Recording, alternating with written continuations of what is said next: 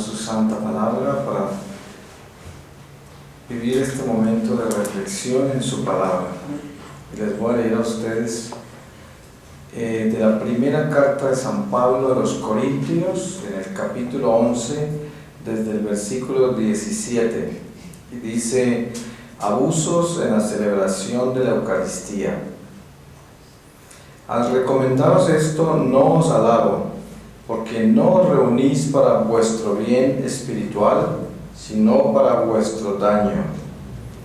En primer lugar, oigo que cuando os reunís en asamblea litúrgica, hay divisiones entre vosotros, y en parte lo creo, pues conviene que haya entre vosotros disensiones, para que se descubran entre vosotros los de virtud probada.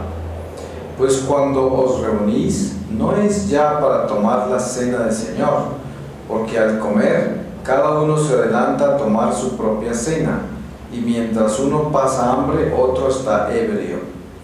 ¿No tenéis casas para comer y beber? ¿O despreciáis la iglesia de Dios y avergonzáis a los que no tienen nada? ¿Qué voy a deciros? ¿Os alabaré? En esto no os alabo. Palabra de Dios. Pues yo pienso que en este momento, inspirado en la palabra que acabo de leer, voy a hacer una reflexión sobre la liturgia.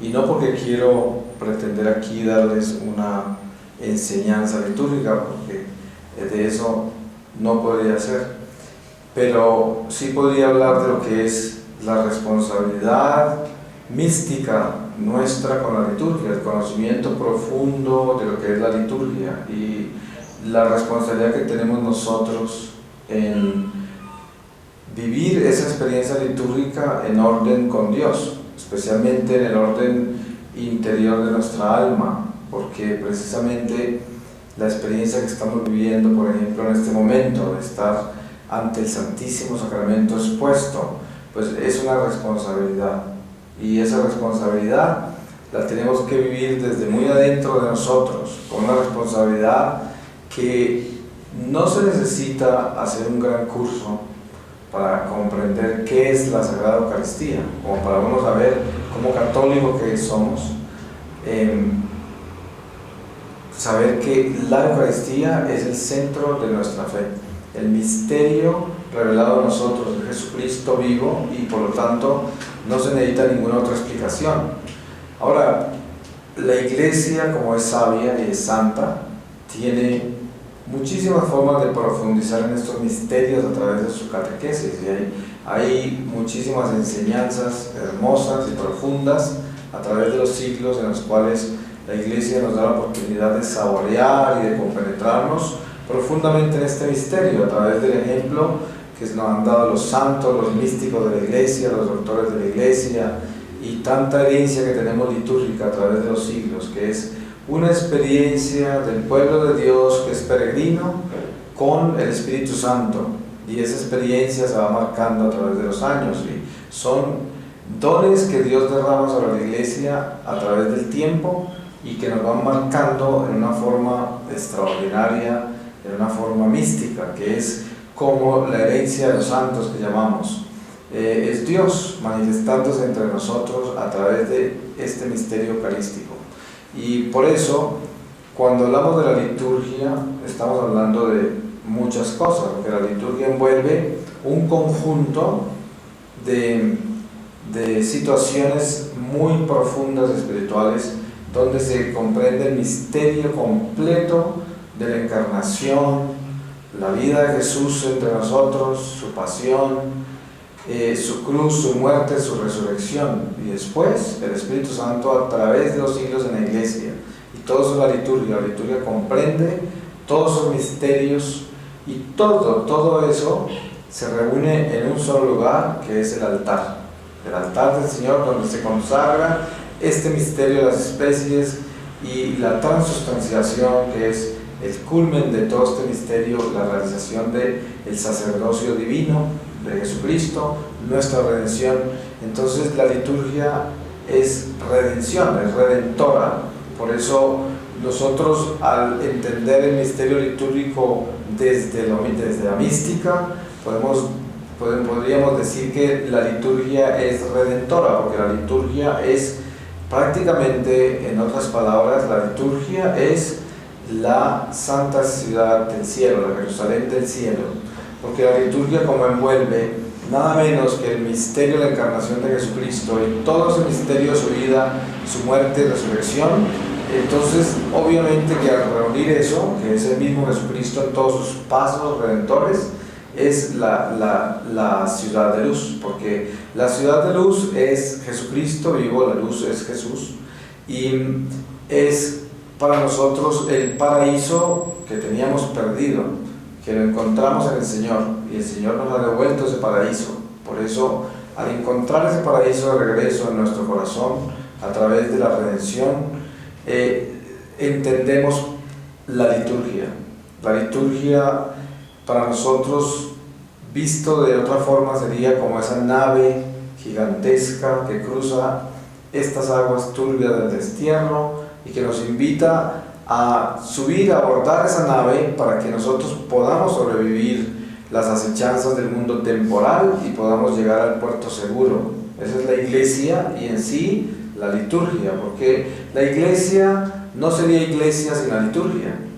La liturgia precisamente es la que hace la iglesia, porque si no sería una iglesia cualquiera. De eso hay mucho en el mundo. Hay muchas religiones, hay muchas iglesias inventadas por hombres, construidas por hombres. Pero la iglesia nuestra es iglesia de Dios por la liturgia, porque en la liturgia es donde está el sentido verdadero de la presencia de Dios entre nosotros.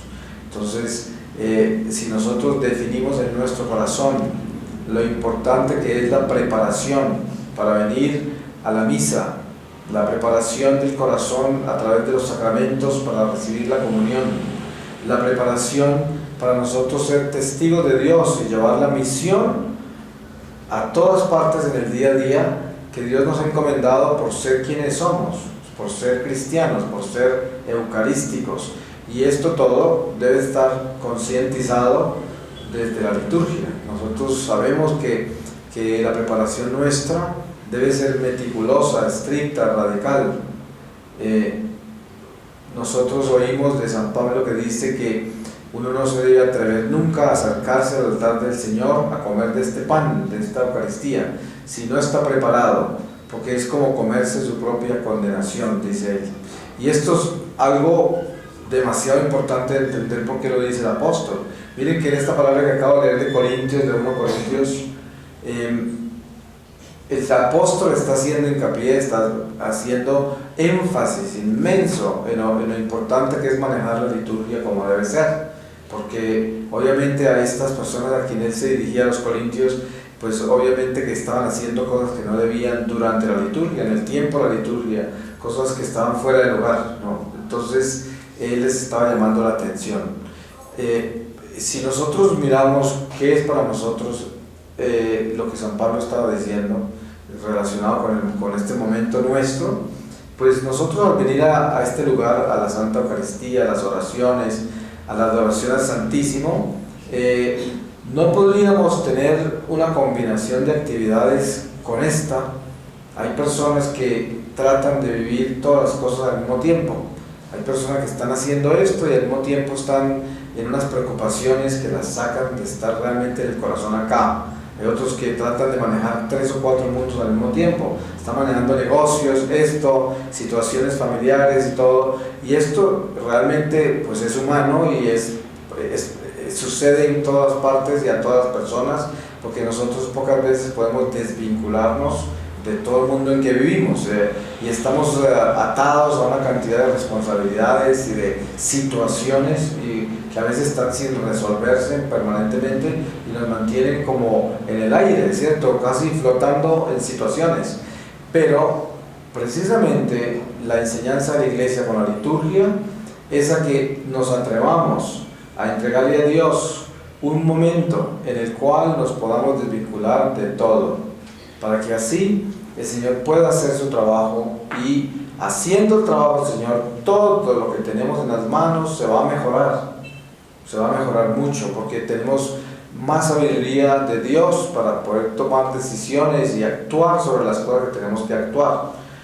Y lo otro es que en esa preparación meticulosa para participar en la liturgia en cualquier nivel, uno debe estar muy consciente de que hay momentos en que uno no debe participar, porque hay personas que no tendrían la paz ni podrían estar dándole a la liturgia la importancia que es y viviéndola como es, porque en ese momento no pueden estar ahí por todas las circunstancias que están viviendo. En ese momento es mejor, para ser irreverente, para venir y respetar el Santísimo Sacramento, para venir y portarse mal por su situación, es mejor no venir. Sí, es mucho mejor para el alma y también para los demás.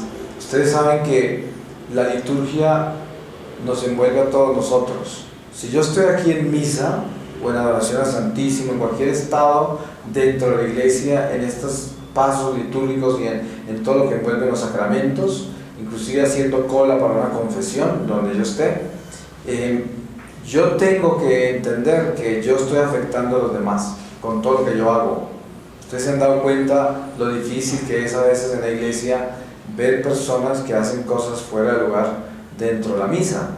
Por ejemplo, hay personas que no observan los pasos litúrgicos durante la misa. Entonces hay personas que se arrodillan al principio de la misa y se quedan arrodilladas toda la misa.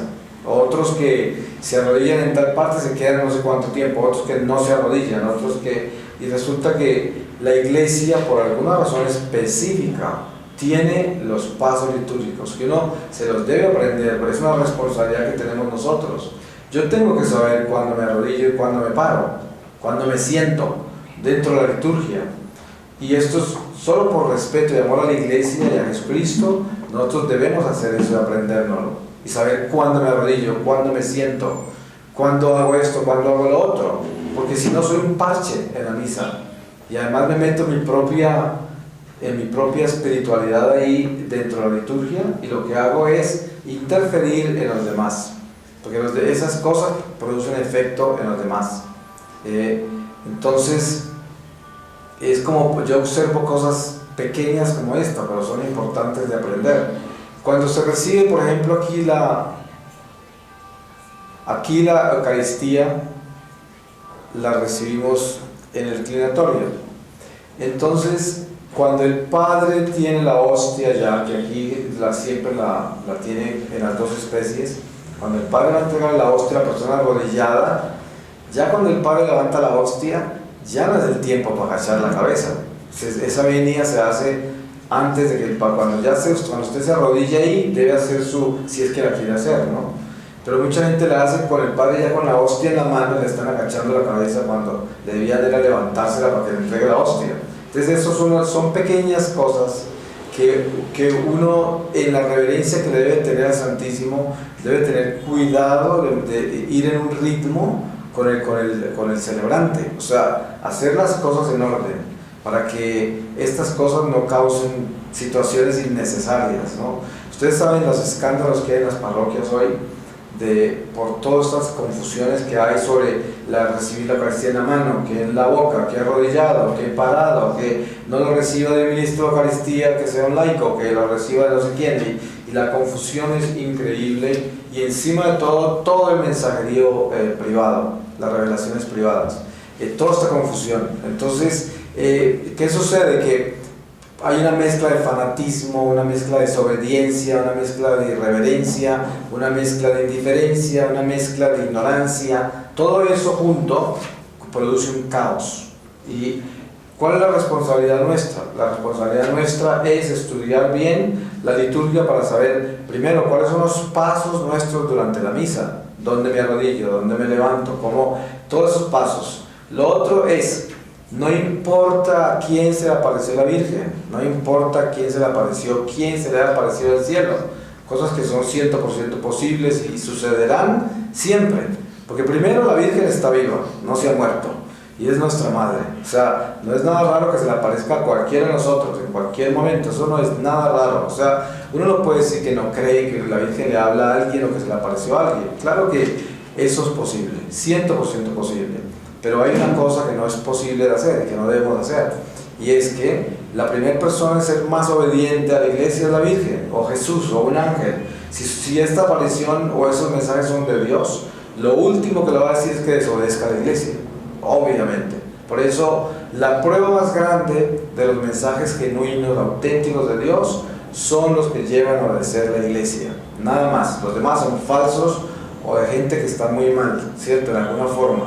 Porque se sabe a través de los siglos, no ha habido absolutamente ningún santo que haya canonizado la iglesia que haya sido un desobediente a la iglesia. Precisamente una de las pruebas más grandes para la canonización es la obediencia. ¿Y cuántas veces la iglesia ha tenido situaciones gravísimas? En los tiempos de Catalina de Siena habían 2 papas, ¿sí? Y miren que habían situaciones tan graves desde Roma con el papa falso, que muchos católicos en Italia y en otros sitios tenían que obedecer lo que salía de Roma, y en las iglesias tenían que obedecer situaciones que no eran reales, ¿cierto? Entonces, ¿qué sucede? Lo único que nosotros no podemos obedecer nunca es a pecar o a cometer un sacrilegio. Cosas de esas no se pueden hacer. Uno no puede obedecer a pecar, así sea un obispo, así sea el que sea. Si lo llevan a uno a pecar, uno no puede obedecerles. Pero lo demás, la iglesia es la autoridad nuestra. Entonces, yo digo, en el orden litúrgico, si la iglesia ha autorizado que haya ministros de la Eucaristía, porque eso lo ha autorizado la iglesia, ministros extraordinarios de la Eucaristía, eso fue algo que la iglesia misma autorizó. Esto viene a la discreción del obispo y del sacerdote en la parroquia. Ellos tienen que asegurarse de seleccionar esas personas muy bien seleccionadas para que sean gente que pueda hacer ese oficio. Ninguno de nosotros somos dignos de la Eucaristía, de servir la Eucaristía a otras personas, de poner la mano en la Eucaristía. Ninguno, jamás. Ustedes se dan cuenta lo absurdo que es esto. Hay personas que yo personalmente pienso que la forma en que yo más me siento agradado y siento que estoy correspondiendo a toda la veneración que se necesita para litúrgica, yo me arrodillo y recibo la Eucaristía en la boca, ¿cierto? Es algo que yo pienso, y lo mismo piensa Santo Padre, lo mismo piensan muchas tradiciones sagradas de la iglesia de siglos. Eso. Ahora, la iglesia vive muchísimos ciclos y muchísimas situaciones. Aquí se presenta esta situación de la Eucaristía en la mano. Bueno, el ideal es que esto regrese al punto donde estaba por muchos siglos, que es en la boca y de rodillas, perdón. Pero aquí está la trampa del diablo.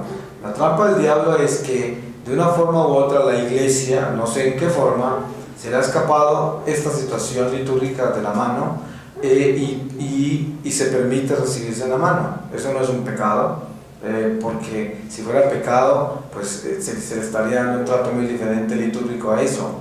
Pero es algo que está dentro de la iglesia para ser organizado. Solamente lo puede hacer el Santo Padre, es el único que tiene autoridad sobre eso, y él sabrá cómo lo hace.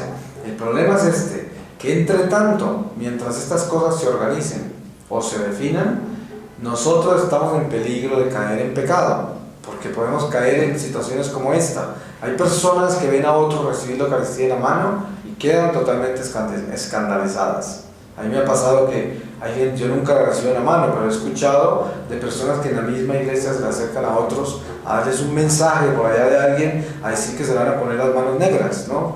Y situaciones así, o se le dicen al padre, o una cantidad de cosas absurdas. Todo eso, por muy santo que se crea, es desobediencia. Porque ¿qué? Va a llevar a la gente a pecar, va a llevar a la gente a coger rabia a otras personas. Y hay situaciones gravísimas en ese sentido en la liturgia, unos desórdenes litúrgicos muy grandes por el fanatismo, por la soberbia, por la desobediencia.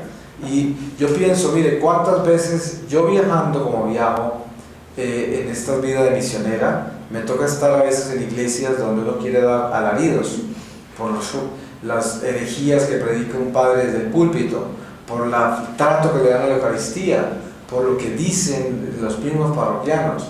Pero ¿qué se va a poner uno a hacer? ¿A gritar en la iglesia y a decirle que se van a condenar? Pues eso no es lo que uno hace.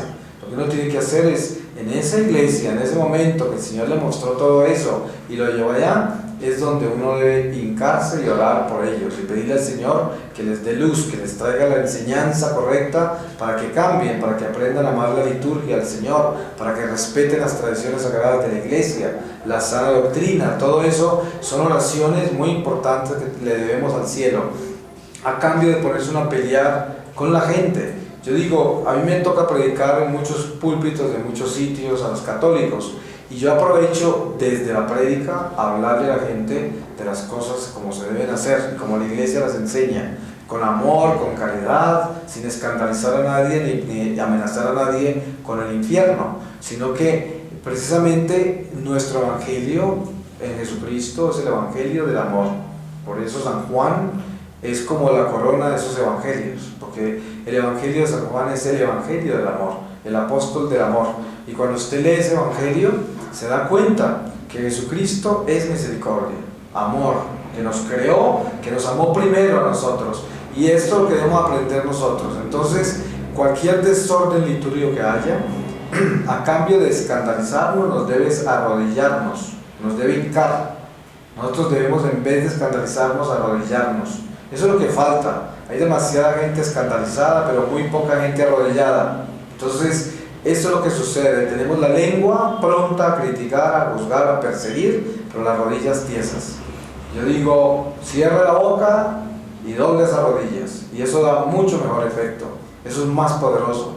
La iglesia necesita rodillas, no necesita lenguas. Tenemos suficientes problemas con la lengua, y ojalá todos fuéramos mudos, nos iría mejor, tendríamos menos problemas, porque este don de la palabra lo tenemos maltratado. Entonces, pues no nos lo merecemos. Por eso es que lo que necesitamos aprender a arrodillarnos, eso es lo que tenemos que aprender, eso es lo que falta en la iglesia hoy. Más silencio y más rodillas dobladas, eso es lo que falta. Y la liturgia, precisamente, sin importar, mire, hay tanta confusión en la iglesia hoy. Yo pienso que uno de los problemas más graves que hay en la iglesia hoy es toda esta confusión de las revelaciones privadas. ¿Por qué? No porque las revelaciones privadas sean malas, al contrario. Las revelaciones privadas han sido un motor del Espíritu Santo, a través del cual tenemos 33 doctores de la iglesia, nada menos. 33 sabios, santos, llenos de sabiduría, a través de revelaciones privadas. Y fuera de eso, todos los místicos de la iglesia, que no son doctores santos, que han tenido no sé cuántos miles de experiencias místicas con Dios, que son revelaciones privadas. Entonces, las revelaciones privadas son vitales en nuestra vida, porque es la vida sobrenatural de la iglesia, es el Espíritu Santo entre nosotros. Pero el problema que tenemos hoy con esto es que toda esta cosecha tan increíblemente abundante de revelaciones privadas se está manejando entre los laicos en una forma totalmente irresponsable, y ahí se debe de que hayan tanto irrespeto al clero, a las tradiciones sagradas, a la liturgia, que haya tanta falta de caridad y también tanto fanatismo, porque precisamente el llamado que Dios nos hace a nosotros como católicos en la iglesia es a tener un respeto los unos por los otros inmenso. Yo tengo que respetar lo que usted cree, lo que hace y cómo lo hace, lo tengo que respetar. Ahora, eso no quiere decir que estoy de acuerdo con usted. Es como una madre con sus hijos. ¿Qué va a hacer si un hijo le aparece a la madre y le dice, yo soy esto, yo soy aquello, yo quiero hacer esto, quiero hacer aquello?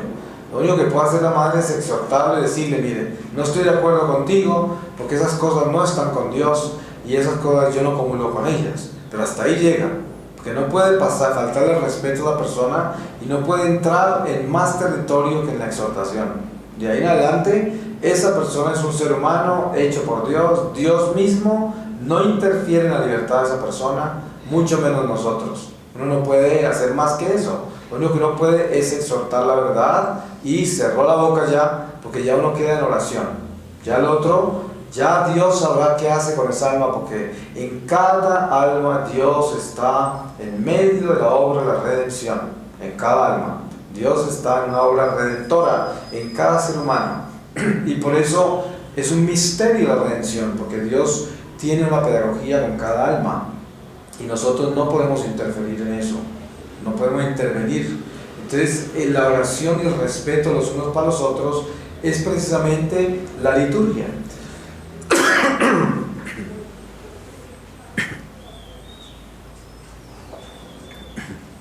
La liturgia para nosotros es nuestra guía. Nosotros vivimos dentro de ella como católicos, porque la liturgia es la luz, es el cielo entre nosotros, es nuestra esperanza, es nuestro futuro, es nuestra redención. Eso es lo que es la liturgia. La liturgia es Dios vivo entre nosotros, es el Señor vivo entre nosotros, y por eso es tan importante darnos cuenta del manejo que le damos. Entonces, hoy hay muchas cosas difíciles en la iglesia con la liturgia, porque hay muchos abusos litúrgicos, hay muchísimo daño en la iglesia hecho por mismos sacerdotes, por mismos religiosos, por laicos. Entonces ahí no se escapa nadie. Ahí en todos los estados de la iglesia hay errores litúrgicos gravísimos, y eso nos duele mucho cuando uno conoce ya el orden litúrgico, duele mucho eso, pero al mismo tiempo son ciclos que vive la iglesia, y hoy nos tocó a nosotros vivir este. Por eso la única manera que nosotros podemos contribuir para que estas cosas cambien un día es con el amor de estar arrodillados, la oración y la compasión por esas personas que están cometiendo todos esos abusos, porque ustedes saben que el dolor de cualquiera de esos sacerdotes, monjes, monjas, laicos que se mueren y se encuentran con la verdad, ustedes se pueden imaginar en qué andarán. En este momento, con seguridad, hay personas entrando a la presencia de Dios en esa situación, en este momento. Por eso pidámosle al Señor que está aquí presente entre nosotros de una forma extraordinaria, que tenga misericordia de todos los agonizantes en este momento que están entrando en pecados de ese nivel, litúrgicos, donde han irrespetado la liturgia, donde han abusado de la liturgia, donde han predicado cosas erróneas y han confundido almas, donde han llegado a escandalizar la iglesia por su comportamiento y su conducta. Pues que el Señor tenga mucha misericordia de ellos, porque aquellos que llegan a entrar a la presencia del Señor con eso, pues va a ser difícil el encuentro con Dios. Solo Dios sabe qué hará con ellos y cómo será su juicio, pero por lo menos sabemos que es difícil, que es una situación muy complicada. En algunos de los testimonios del Padre Pío con las almas, hay un testimonio del Padre Pío que está haciendo la liturgia de las horas en la capilla, ahí en San Giovanni Rotondo, y escucha unos ruidos ahí en el altar, y después él se pone a llamar y no le contestan nadie. Y después se va y encuentra un monje ahí que estaba arreglando cosas en el altar, y era un alma del purgatorio, y que había sido monje, creo que de esa misma comunidad. Y entonces esa alma le confía al padre de que él está pagando penas muy horribles por las irreverencias al altar y el trabajo que él hacía con las cosas del altar. Y el Padre Pío pues quedó muy alterado, se fue para adentro del convento y luego volvió en compañía con otros para ir a la iglesia a mirar otra vez las cosas y encontró las cosas caídas o desordenadas como habían ocurrido cuando él encontró al monje, y se dio cuenta que había sido una realidad lo que él vivió. En esa oportunidad él lo quiso comprobar y después oró por él, y más tarde se dio cuenta que había pues entrado a la gloria. Pero estos son ejemplos de un santo que es un santo, con eso lo digo todo, de lo que son esos actos de reverencia al altar, al Santísimo, durante la misa, el trato que le damos a los sacramentos, no estar preparado para confesarse, hacer una confesión mal hecha y luego venir a comulgar con pecados todavía sin resolver, tantas cosas así, ¿no? Participar en sacramentos como bautizar un niño y ser uno padrino y hacer algo bien irresponsable. Está siendo padrino de un niño que los papás viven en unión libre, que no van a cambiar, y uno no los exhorta, no les enseña, no les exige nada, y encima de eso les acepta ser padrino y cuántas cosas. Con esto no estoy diciendo yo de que uno no debe ser padrino de un niño que es hijo de dos personas de unión libre. Con más razón debe ser uno padrino, para tratar de ayudarle a un niño que nació bajo esas circunstancias. Pero lo que yo digo es que esas son posibilidades para uno pecar por omisión, porque si uno se queda callado y fluye con ese ritmo en que van esas personas, se hace parte de los pecados de ellos. Ustedes se dan cuenta que la palabra de Dios dice que cuando uno encuentra a un hermano en pecado, tiene que hablarle de Dios y hablarle del pecado con mucho cariño y amor. Y ya en ese momento, ese pecado, esa persona no cae sobre uno. Pero si yo estoy con mi hermano, con el prójimo, y está en pecado, y yo no le hablo de Dios y no le hablo del pecado, de las consecuencias del pecado, los pecados de ese prójimo caen sobre mí, los cargo yo. No solamente, y eso no quiere decir que se los quito al otro, no, los cargo también. Por eso, ¿cuántos padres de familia viven en omisión? Porque no quieren perder la amistad con sus hijos. Entonces no les dicen nada. ¿Y qué? Ahí llevan los pecados de los hijos también, cuando uno debe advertir las cosas. Yo conozco casos en que hace 2 días estaba en discusión con una señora que me pide consejos todo el tiempo. Es una señora de México y nunca atiende consejos. Entonces yo un día le dije, qué pena, no la puedo aconsejar más, porque usted pues ningún consejo lo atiende. Y la señora se disgustó un poco. Entonces yo le puse ejemplos. Ella tiene 2 niñas jóvenes y entonces para algunas cosas sus hijas son niñas, cuidado con ellas, son niñas, trátenlas como niñas y todo. Pero para otras, en unas áreas de libertinaje donde las dejan tener sus alas, ya no son niñas. Ya le dice, no, es que son muy maduras, es que ya entienden todo. Entonces yo le estaba diciendo, ¿sabe qué? Así de que para esto son niñas chiquitas y no se metan con ellas, cuidado con ellas porque son niñas. Y para esto son los grandes adultos que saben todo ya y que se pueden manejar muy bien. Ahí tenemos diferencias en eso, porque eso no es verdad. O es niña o es adulto, ¿qué es de los dos? Y si es niño, tiene que hacer cosas de niño y portarse como niño y hay que educarlo como niño. Pero si es un adulto, entonces que lo eduque como adulto y nunca lo va a llamar niño, porque ya no es niño según eso. Entonces, estas son cosas muy importantes de entender, porque si yo en el manejo que le doy a la fe, a la liturgia, a la ley de Dios, a las cosas de Dios, le doy un manejo así irresponsable, acomodado a mis circunstancias, entonces fíjese las irreverencias tan grandes en la Eucaristía, en la liturgia ocurren por esa mentalidad. ¿Cuántas personas hay que vienen a comulgar en pecado mortal? Hay mucha gente que se acomoda. Entonces dice, después me confieso, o el Señor me entiende, el Señor sabe quién soy yo, Él conoce mi corazón, y con eso hay errores gravísimos que se cometen con la liturgia, porque el Señor, a pesar de que a través de la Iglesia nos enseña específicamente qué es lo que tenemos que hacer con relación a los sacramentos, qué es lo que tenemos que hacer con relación a los mandamientos, qué es lo que tenemos que hacer con relación a vivir esa liturgia como el culmen de toda nuestra fe, como la realización plena de la alianza. Ahí es donde se completa esa alianza hecha de Dios con Abraham y que está realizada en el altar, en la Eucaristía. Y por eso hoy estábamos escuchando en las oraciones de la liturgia de hoy una oración que estaba nombrando a la ofrenda de Abel, la ofrenda de Abraham y la ofrenda de Melquisedec. Ustedes se dan cuenta, cuando ustedes miran, analizan muy bien esas 3 ofrendas, se dan cuenta que esas son las ofrendas de amor en el destierro. La primera es Abel, que es la primera ofrenda santa de los hijos del destierro, que Dios reconoce directamente. Después Abraham, la alianza, donde empieza el Padre de la Fe con la alianza que hace con la humanidad para devolvernos del destierro, para sacarnos del destierro.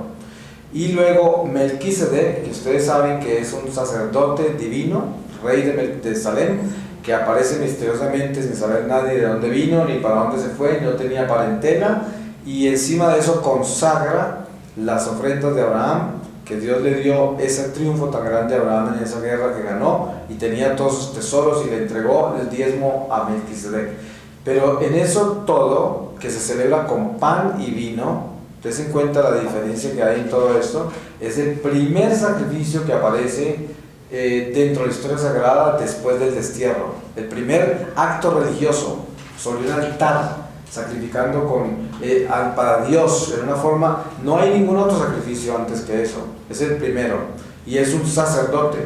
Entonces por eso le dice que ese sacerdote es de origen divino, Es como si fuera Cristo mismo, porque a Cristo se nombra como de la orden de Melquisedec. ¿Qué quiere decir eso? Que es como esa persona de la Trinidad que aparece entre nosotros cuando se establece un pacto entre Dios y la humanidad para regresarnos del paraíso, para redimirnos, y empieza una pedagogía desde ese momento, ese altar de Melquisedec, una pedagogía para enseñarnos a obedecer. Y ahí es cuando a través de Abraham empieza a escoger un pueblo, que ya sabemos que son las 12 tribus que luego aparecen después de Isaac, viene Jacob, y de Jacob vienen las 12 tribus, y de ahí viene la formación de un pueblo que Dios escoge de entre los paganos, de entre la humanidad rebelde, de entre los pecadores, dentro de la gente que está en este destierro. De ahí escoge un pueblo que se dedica a preparar la humanidad para la encarnación del Mesías. Esto, dentro del conjunto de la liturgia, nos damos cuenta que todo eso es litúrgico. La conversación de Dios con Caín es litúrgica, porque es la sangre. Ten en cuenta que la liturgia es sangre. Al principio, en la pedagogía que Dios le da al pueblo de Dios en el desierto, la liturgia comienza a manejarse con esa sangre de animales. Toda la sangre, la protección del pueblo de Dios en Egipto con sangre de cordero que tenían que untar en las puertas para que el ángel de Dios no entrara a ese lugar. Todo está sellado con sangre. Ahora, la muerte de los inocentes, los primogénitos del faraón, que se murieron todos, hasta los animales, en el castigo que llegó. Luego Herodes mata a todos los niños para encontrar a Jesús, y así sangre, sangre, sangre. Pero el primer acto donde se empieza a construir esta liturgia redentora es Jesús. Dios habla con Caín y le dice: ¿dónde está tu hermano? Y ahí viene lo más importante, dice: la sangre de tu hermano clama por justicia desde el vientre de la tierra. Y ahí comienza un diálogo de Dios, del diálogo del sacrificio, el diálogo de la sangre, el diálogo de la justicia, el diálogo de la ofrenda a Dios, la alabanza a Dios, la acción de gracias.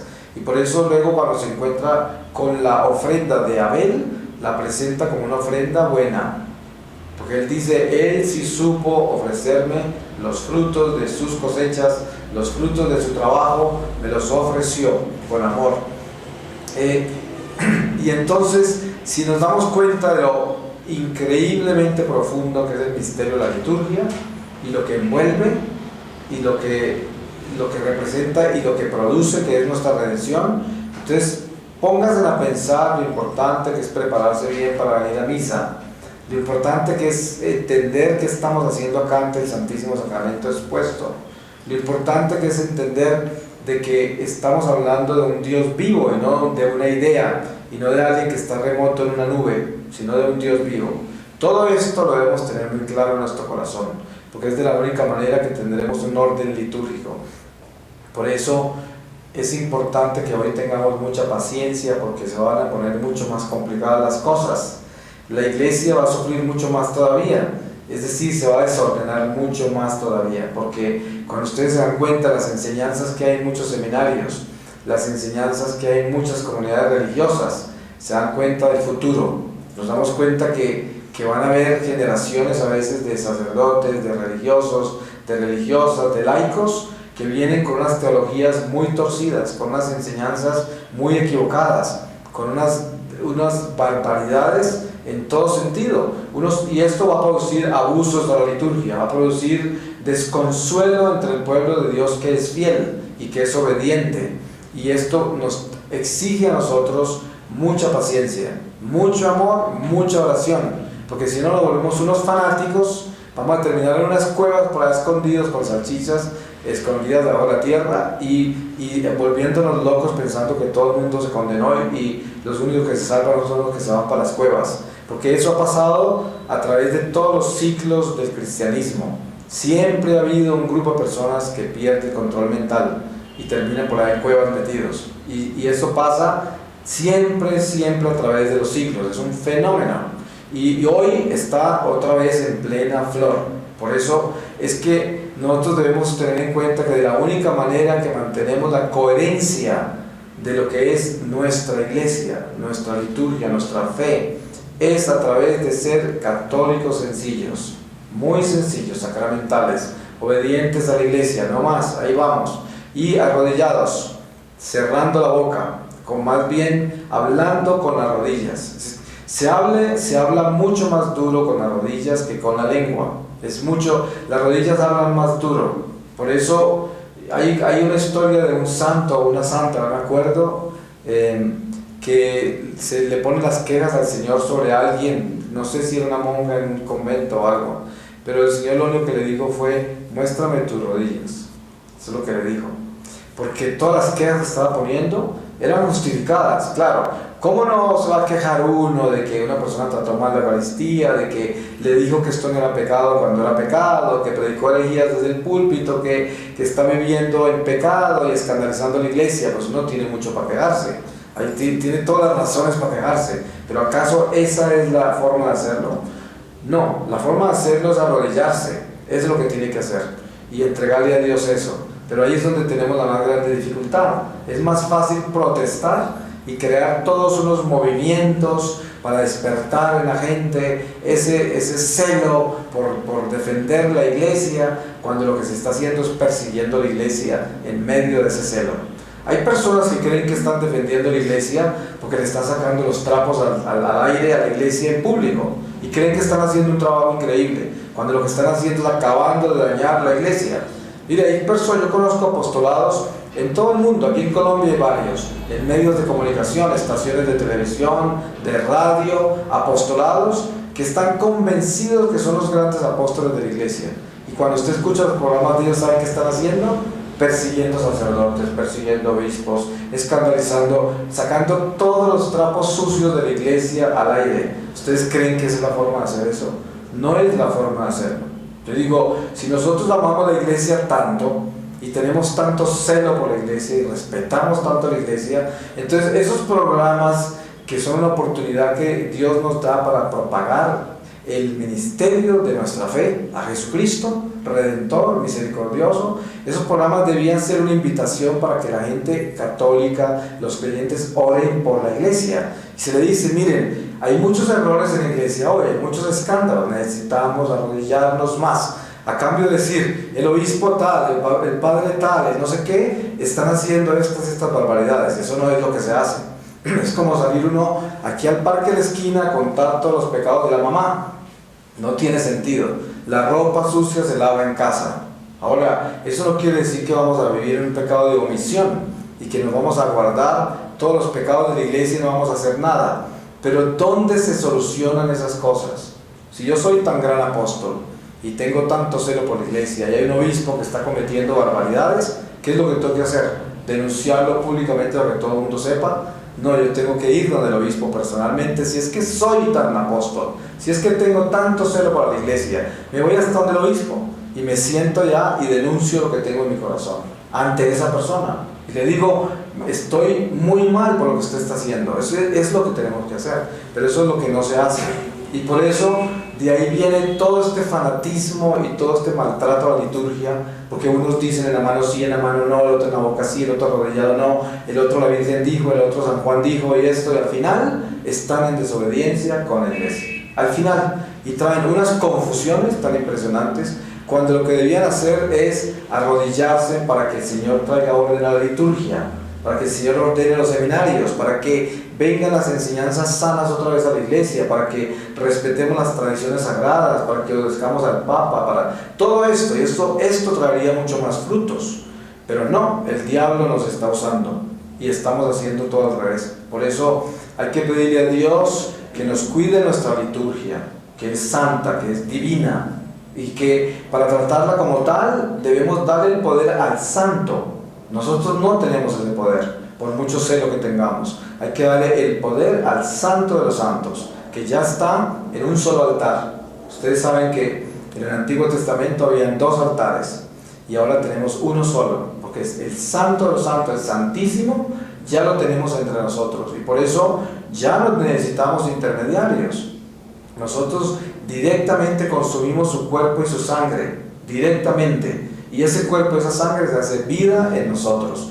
Pero esa vida en nosotros es una vida de oración. Esa es la vida de la Eucaristía. La Eucaristía no es para agilizar nuestra lengua, para estar diciendo quién sabe cuántas barbaridades justificadas en el celo por Dios, sino que la Eucaristía es la que nos lleva al silencio de Dios, a arrodillarnos e implorarle a Dios por la salvación de todos los pecadores y porque la iglesia se santifique. Esa es la Eucaristía. Por eso pidámosle a Dios que nos dé luz, que nos proteja y que nos haga santos. Pidámosle su palabra para sellar esta reflexión. Y les voy a leer de nuevo de 1 Corintios 5:1 y dice: castigo del pecador. Se oye hablar y mucho de que entre vosotros hay fornicación, y una fornicación que no se da ni entre los gentiles, hasta el punto de que alguien tiene la mujer de su padre. Y vosotros aún estáis orgullosos, en vez de llenaros de dolor para que fuera expulsado de en medio de vosotros quien realizó esa acción. Yo por mi parte, ausente en cuerpo, pero presente en espíritu, ya he juzgado, como si estuviera presente, al que así obró. En el nombre del Señor nuestro Jesús, reunidos vosotros y mi espíritu con el poder de nuestro Señor Jesús, que ese sea entregado a Satanás para castigo de la carne, y así el espíritu se salve en el día del Señor. No está bien vuestra jactancia. ¿No sabéis que un poco de levadura hace fermentar toda la masa? Expurgad la levadura vieja para que seáis masa nueva, ya que sois ácimos, porque Cristo nuestro Cordero Pascual fue inmolado. Por tanto, celebremos la fiesta no con levadura vieja ni con levadura de malicia y de perversidad, sino con ácimos de sinceridad y de verdad. Palabra de Dios. Te alabamos, Señor. Esta es una de las lecturas más misteriosas que pueden haber en las epístolas de San Pablo, porque está hablando que él le entregó ese fornicario a Satanás, o sea, le entregó la vida física, para así salvar su alma. Entonces quiere decir que él le entrega al diablo la vida de este hombre fornicario, porque San Pablo sabe que ese hombre no va a cambiar, y si sigue así se va a condenar. Entonces el diablo le quita la vida natural, lo cual es un misterio total lo que hace San Pablo ahí, y el poder que tenía el apóstol, tan increíble, ¿no? Y así en el juicio ese hombre será salvado en el espíritu, porque murió a tiempo de no condenarse, porque si hubiera continuado así, se condena. Entonces el San Pablo mismo se apodera de esa alma para salvarla, y se le entrega la vida natural al diablo. Entonces ahí nos damos cuenta que misteriosamente nos está enseñando de que el diablo puede tumbar la vida material. Por eso en la palabra dice: no le teman al que les destruye la carne, teman al que les puede llevar el alma también al infierno. Amén.